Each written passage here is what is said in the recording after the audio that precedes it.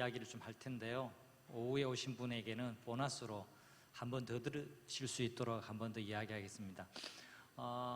예배를 통해서 감염된 경우는 없습니다. 제가 알고 있기로는 예배를 통해서 예배 시간에 감염된 사람은 없어요. 근데 이제 교회에 소모임을 한다든지 또 뭐 우리가 들은 대로 이렇게 마스크를 벗고 막 이렇게 노래 활동을 한다든지 뭐 그렇게 한다고 해서 되었고요. 예배를 통해서 감염된 경우는 극히 드무니까 여러분 마음에 너무 위축되지는 마시고요. 하지만 조심은 해야 됩니다. 그래서 방역의 기준은 지키고 하되, 그래 한번 따라해 봅시다. 조심은 하되 쫄지 말자. 중요한 이야기입니다. 성경에는 없지만 굉장히 중요한 일입니다. 한 번 더 따라해 주세요. 뭐라 그랬죠? 내가 방금 헷갈렸다. 조심은 하되 쫄지 말자. 네, 쫄지 않고 하나님께 전심으로 또 예배로 나아가는 우리 모두가 되기를 바랍니다. 오후 예배는 좀 더 편안한 마음으로 제가 이런 이런 이야기를 좀 할 수 있어요. 왜냐하니까 오전에는 보다 초신자 혹은 여린 신자분이 비교적 조금은 더 있으시거든요. 근데 오후 예배에는 초신자분은 거의 없어요. 그래서 때로는 제가 단단한 음식도 좀 이렇게 드리기도 하고 잔소리 아닌 잔소리 같은 그런 이야기도 조금씩 하려고 합니다. 왜냐하니까 보다 조금 마음이 편한 상태로 말씀을 전가할 수 있기 때문에 그래요. 여러분을 성숙한 분이라 믿거니 하기 때문에 그래요. 한 가지 더 설교 들어가기 전에 부탁드릴 건요, 아멘을 하려면 하고 안 하면 안 하자 이거예요. 그러니까 기도는 그냥 듣는 게 아니에요. 대표기도 누가 하시든 합니다라고 할 때는 우리가 다 같이 기도하는 거예요. 대표 기도자일 뿐이지 여러분이 기도를 듣고 가는 게 아니거든요. 그러니까 기도자와 여러분이 일체를 이루어야 되는 거죠. 그냥 대표로 섰을 뿐이지 우리의 기도가 올라가는 거예요. 그렇기 때문에 연세를 드셔도 젊게 사실 수 있거든요. 아멘이시죠? 네. 100세도 아직 안 됐잖아요, 여러분.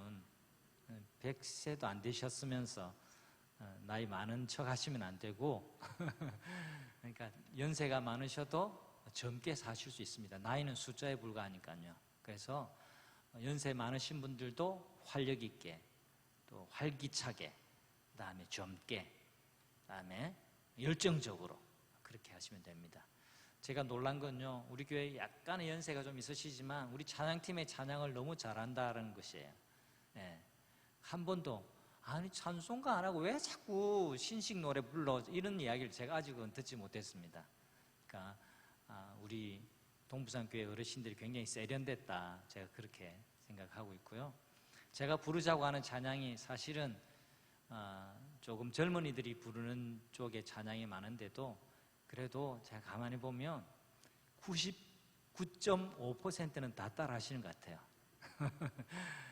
감사합니다. 아무튼 계속해서 교회가 활기가 넘치도록 모든 분들이 함께 동참해 주시고 마음을 모아주시면 감사하겠습니다.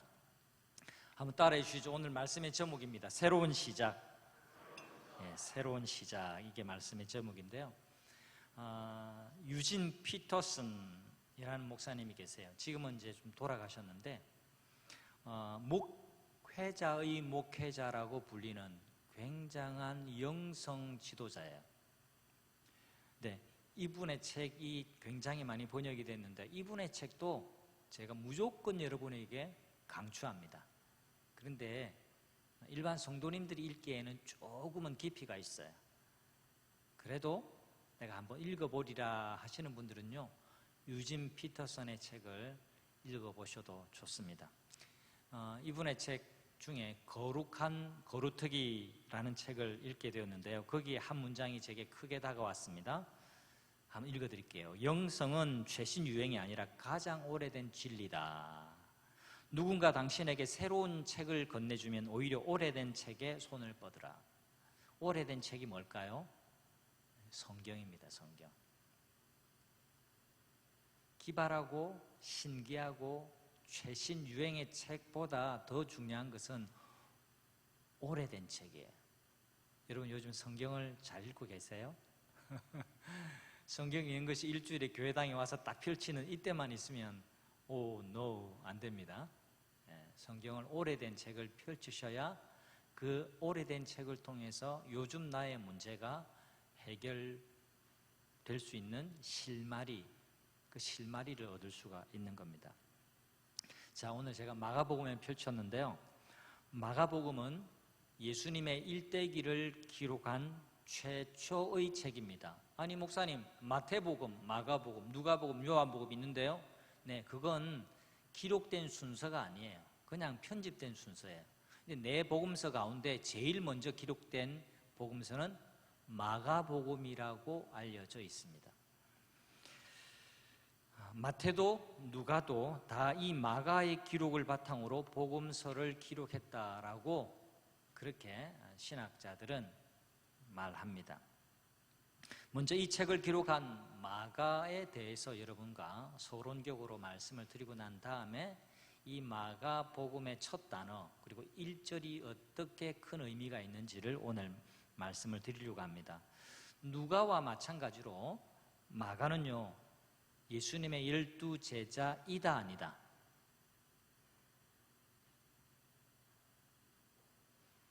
이다 아니다? 잘 모르셔서 그러시군요. 저는 저한테 삐지신 줄 알았어요. 대답을 안 하셔서.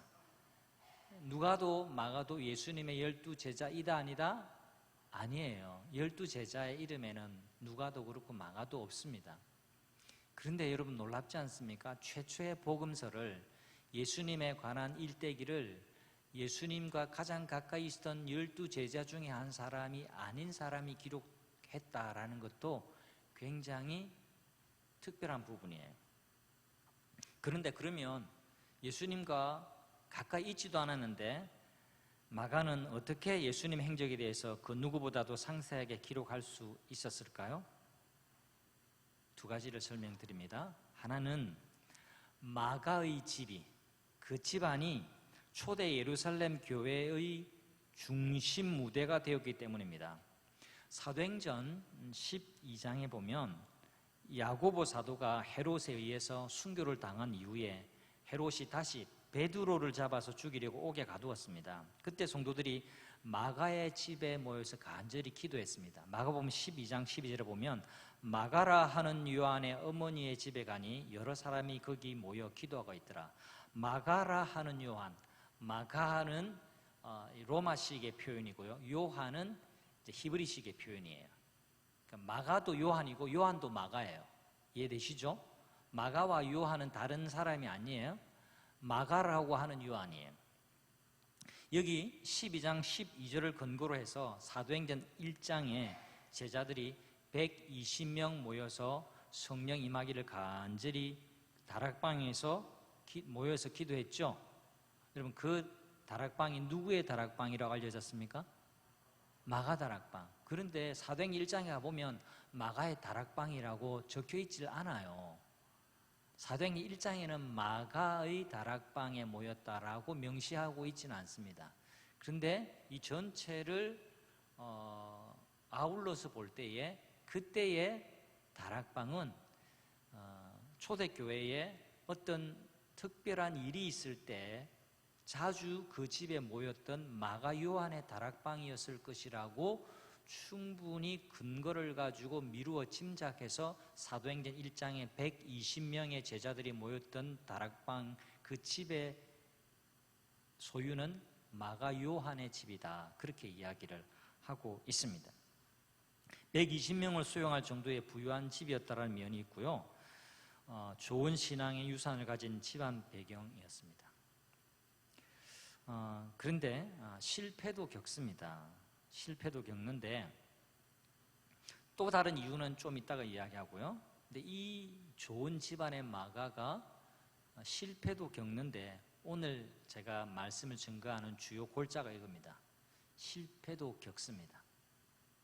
그런데 이 실패자를 통해서 최초의 복음서인 마가복음이 기록됐다라는 것이 놀라운 하나님의 섭리입니다.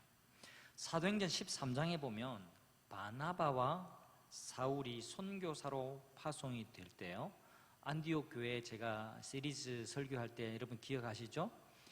바나바와 사울이 이제 이방인 선교를 위해서 파송을 받게 될 때에 수행원으로 따라 나서게 되는데요, 13장 5절에 보면 이렇게 되어 있습니다. 살라미에 이르러 하나님의 말씀을 유대인의 회당에서 전할새 요한을, 마가 요한입니다, 요한을 수행원으로 두었더라. 누가요? 바나바와 사울이. 자, 1차 전도 여행의 지도를 한번 보여드리겠습니다. 여기 보시면 1차 전도 여행을 어떻게 했는지 쭉 보게 되는데요, 여러분 왼편에 보시기 왼편에 저기 안디옥이 우리가 연속해서 설교를 듣던 그 안디옥 교회가 있는 안디옥입니다. 자, 안디옥에서 구브로, 바나바의 고향인 구브로로 갔다가 1차 전도 여행 저쪽을 한 바퀴 도는 겁니다.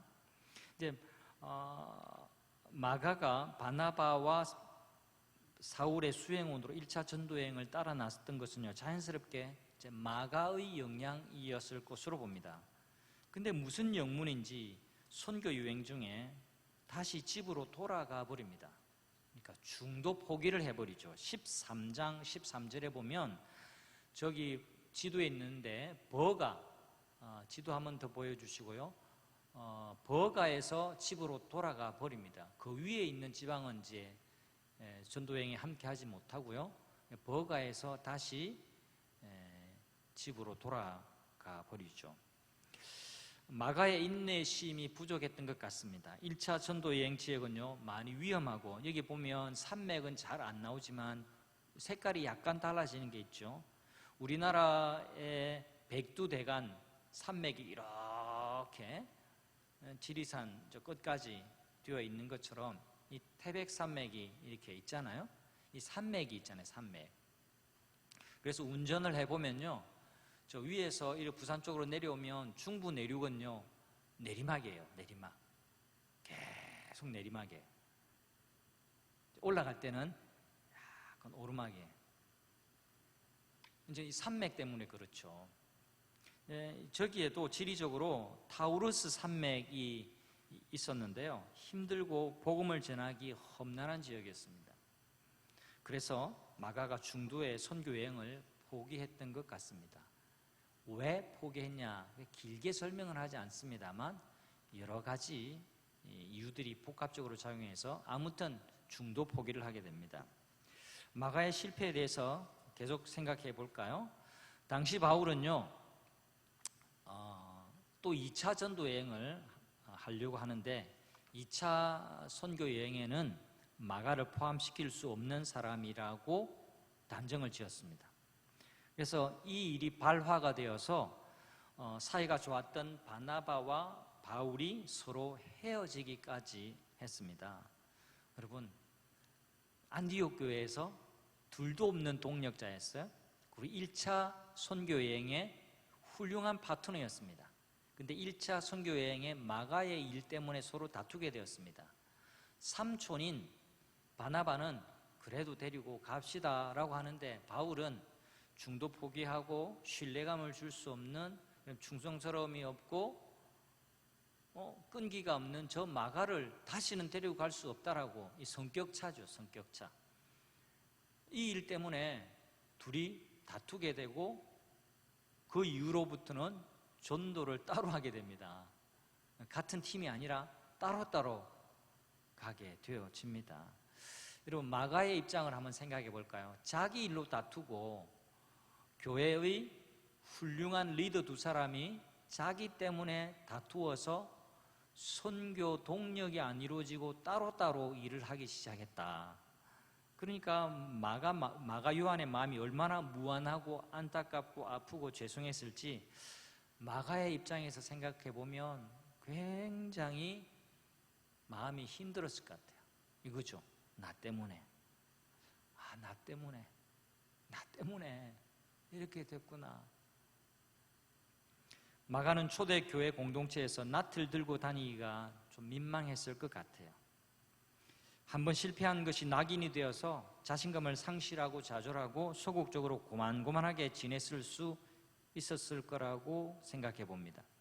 근데 여러분, 우리가 마가복음을 펼치면서 마가의 실패에 대해서 아는 것은 굉장히 중요합니다. 왜냐하니까 마가의 실패는 마가의 이야기가 아니라 바로 우리의 이야기이기 때문에 그래요. 이렇게 실패했던 그리스도인, 또 실패했던 신앙의 열정이 있었던 그 사람을 통해서 최초의 복음서가 기록되어지다니요. 여러분, 하나님이 어떤 분이신지를 우리에게 잘 보여주는 또 다른 대목이라고 저는 생각을 합니다. 여기 우리 가운데 실패를 경험하지 않은 사람은 없을 겁니다. 여러분 한번 표시해 주실래요? 나는 실패도 실수도 그 어떤 것도 한 번도 경험해 보지 못했다. 실패가 뭐예요? 실수가 그게 뭐죠? 이런 분 계십니까?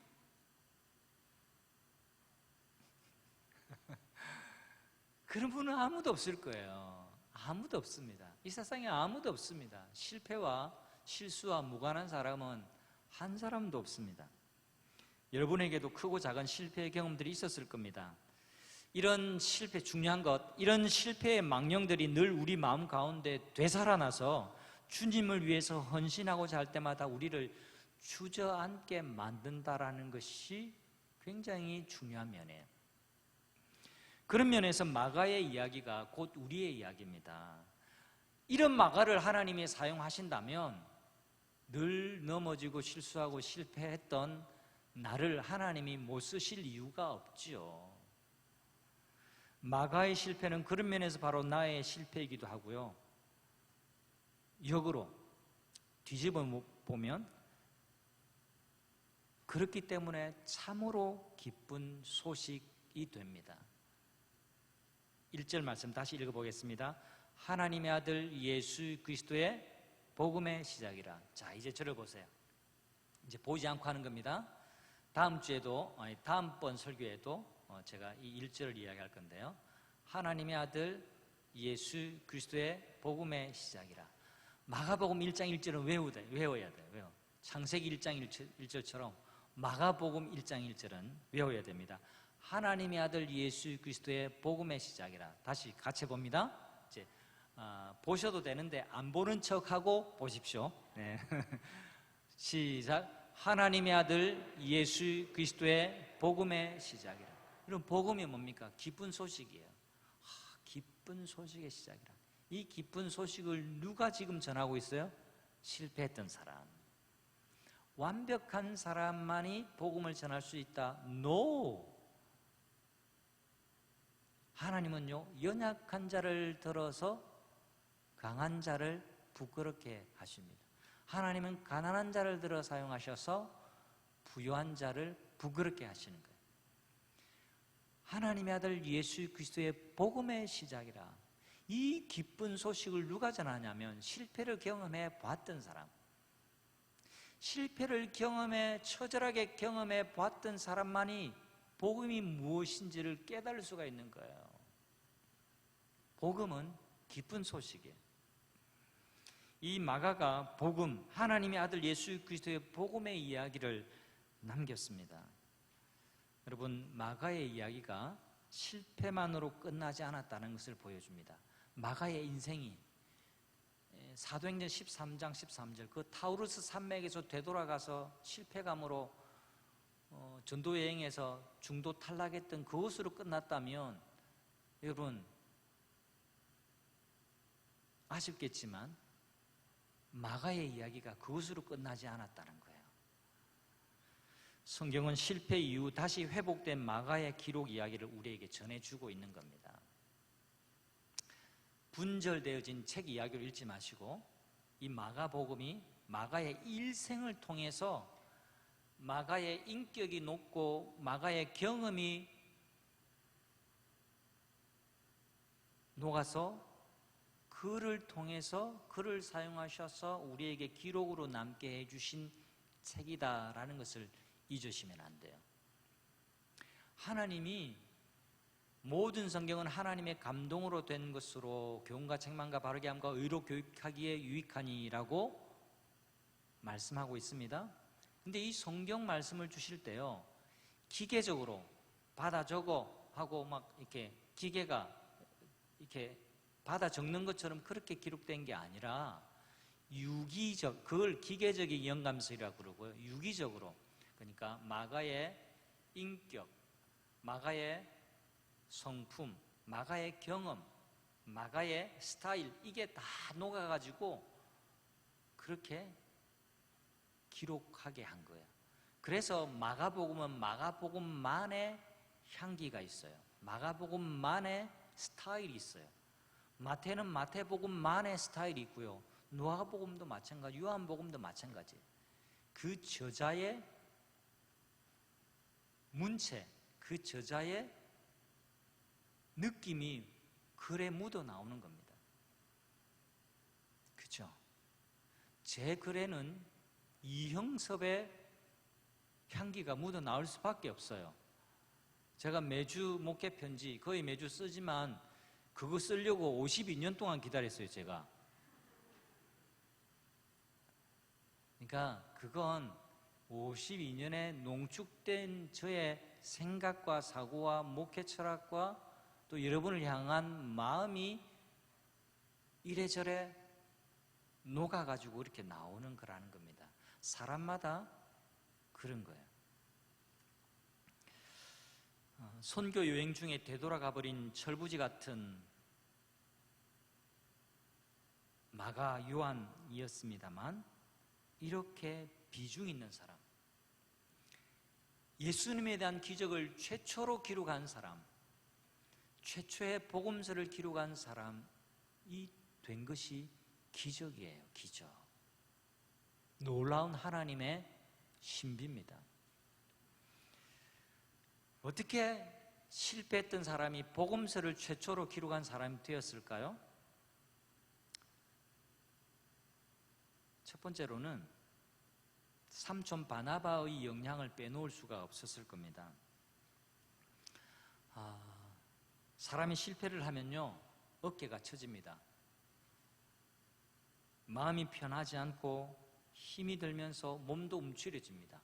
위축되어집니다.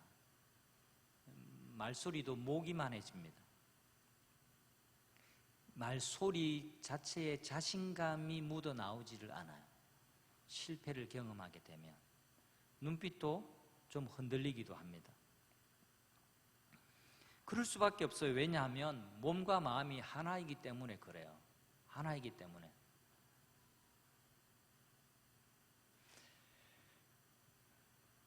실패자 마가에게 하나님은 바나바를 붙여주시는데요, 바나바는 그를 포기하지 않습니다.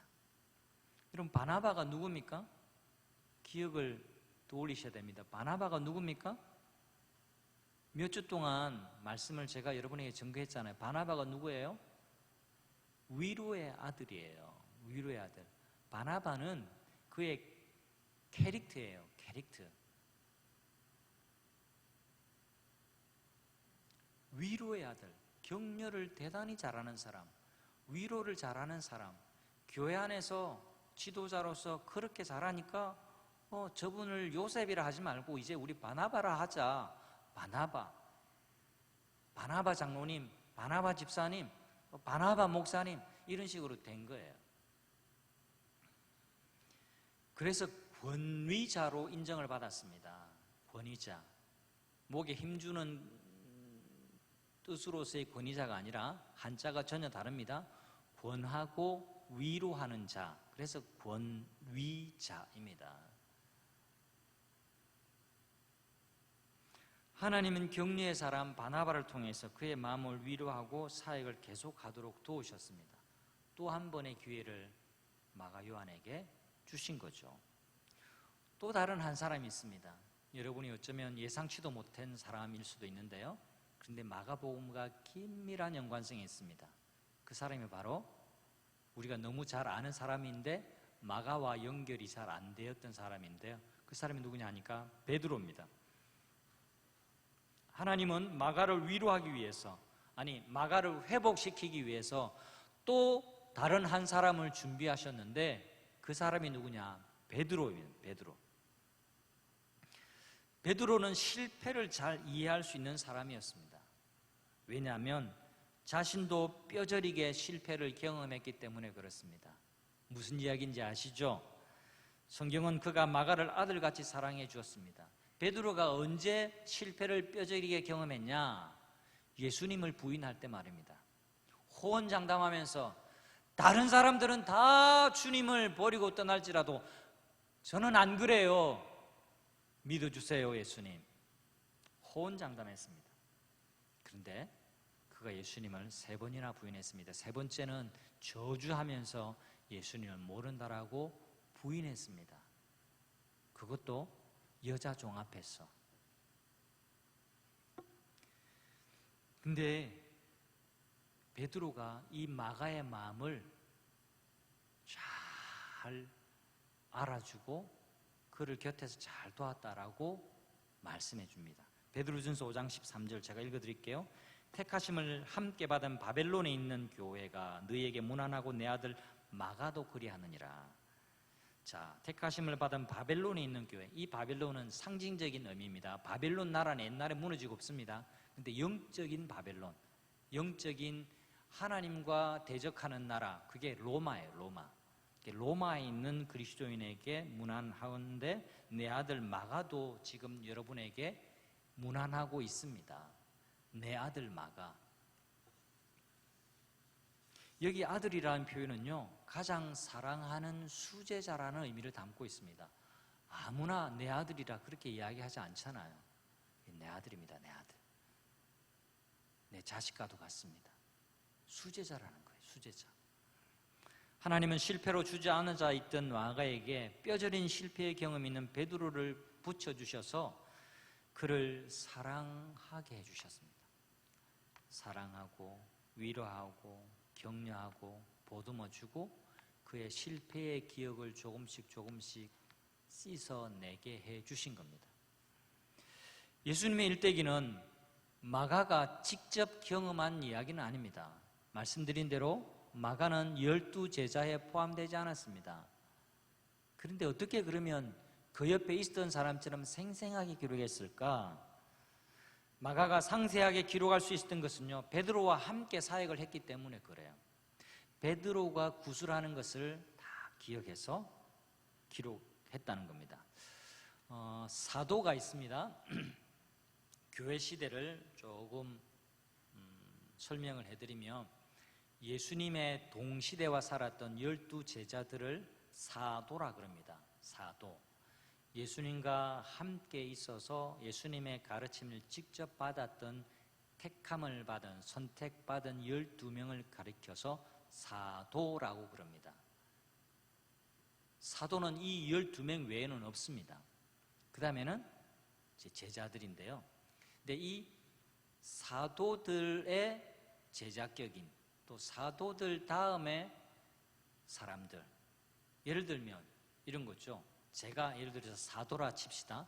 제가 사도라 치면 저와 함께 사역을 감당하고 있었던 우리 주정환, 우재섭, 엄현석, 이런 분들이 사도는 아니지만 사도의 경험, 사도의 지도력을 옆에서 보고 배웠죠.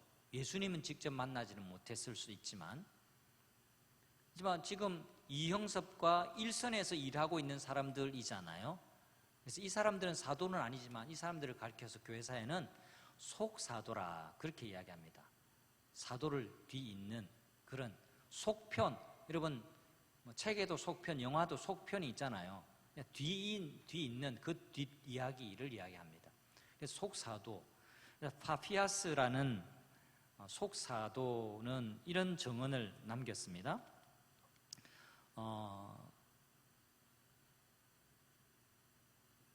파피아스의 정언을 기록한 교회 역사가 유세비우스라는 분이 이렇게 말을 남겼어요.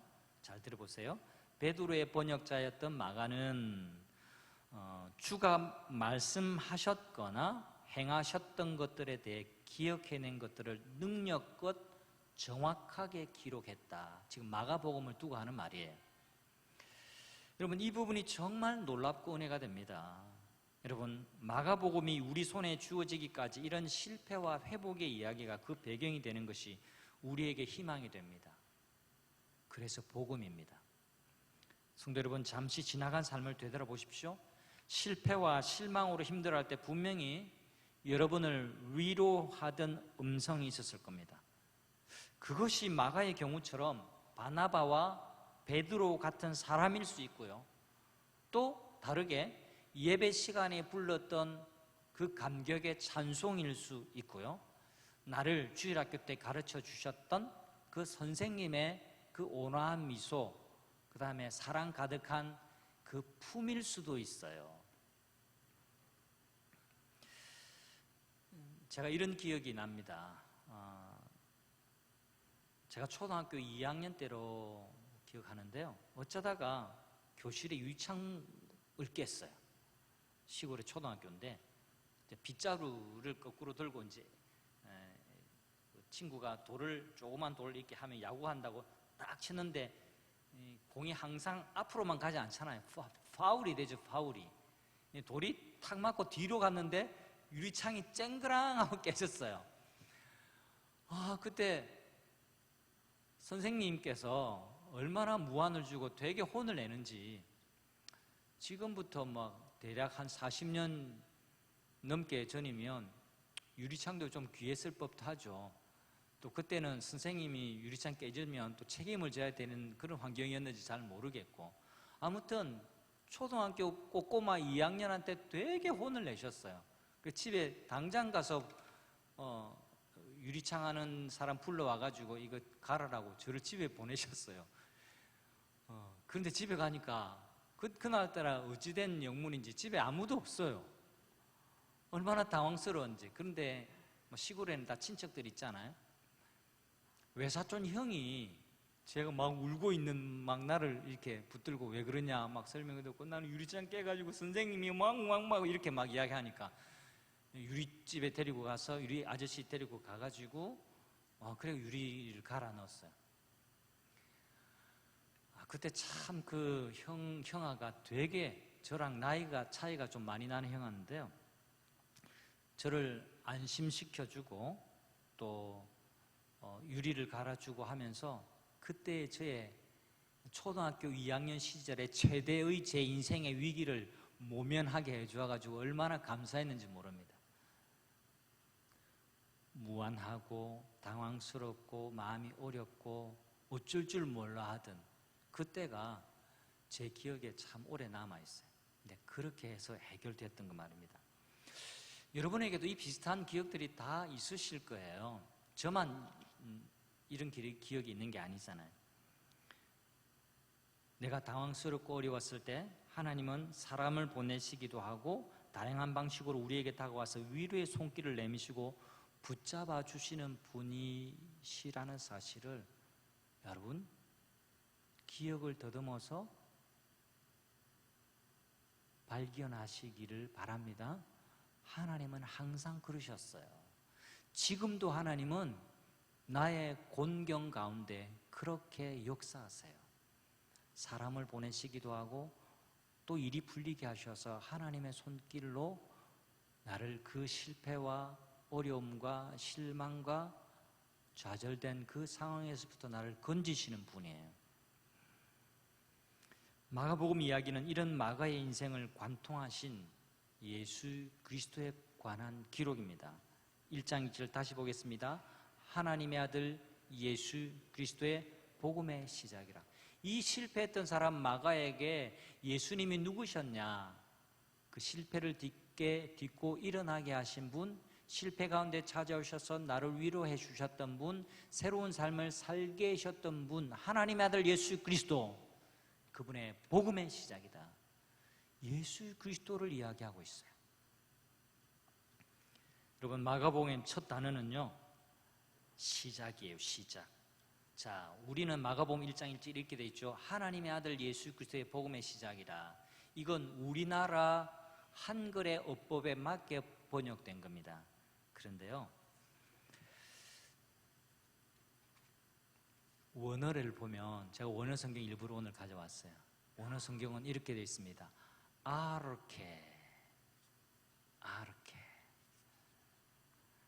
아르케 투 유앙겔리우 이렇게 되어 있어요. 자, 원어대로 제가 한글로 번역을 해보겠습니다. 시작이다.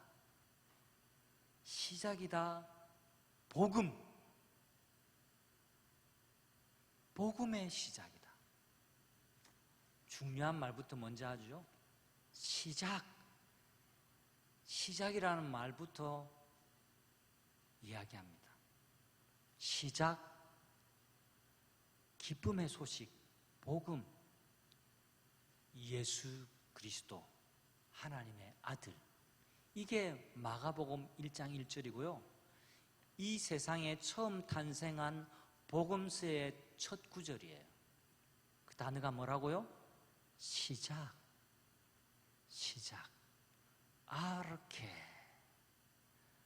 아르케 하고 마가복음은 출발합니다.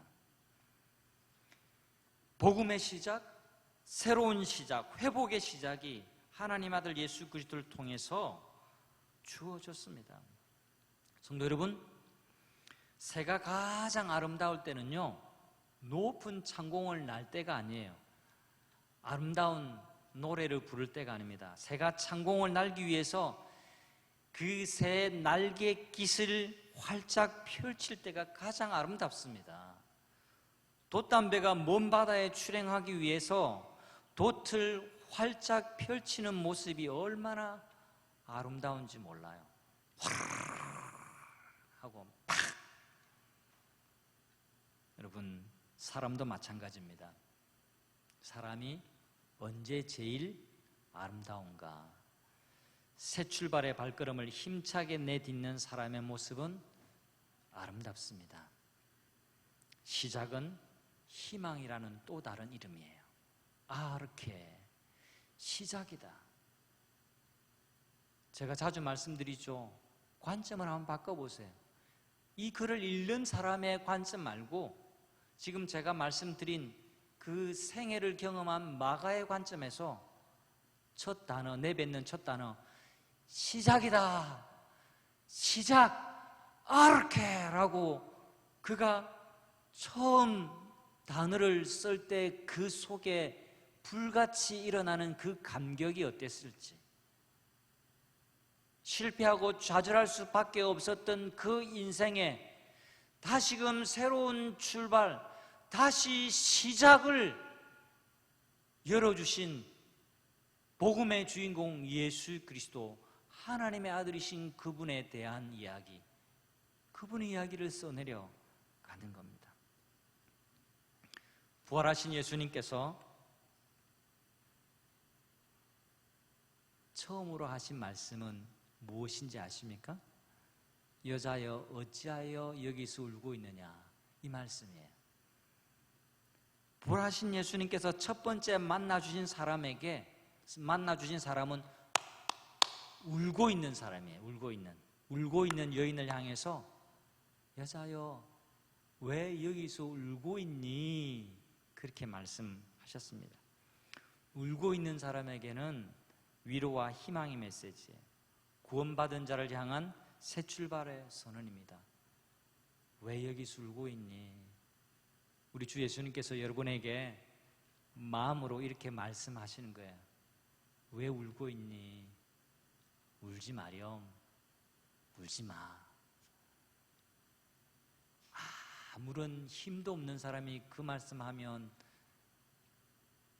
위로가 안 되겠지만, 부활하신 예수님, 생명의 주인, 우리를 능히 구원하실 그 주님께서 왜 울고 있니? 울지 마라고 하시는 그 음성이 얼마나 놀라운 위로의 말씀인지 모릅니다. 사랑하는 성도 여러분, 이 한 주간 복음의 시작인 예수 그리스도와 함께 새 출발하는 여러분 되시기를 축복합니다. 이렇게 새로운 시작으로 소망을 품고 살아가는 여러분 되시기를 주님의 이름으로 축원합니다. 우리 함께 찬양하겠습니다. 오늘 말씀을 생각하면서 은혜로다 이 찬양 함께 찬양할까요?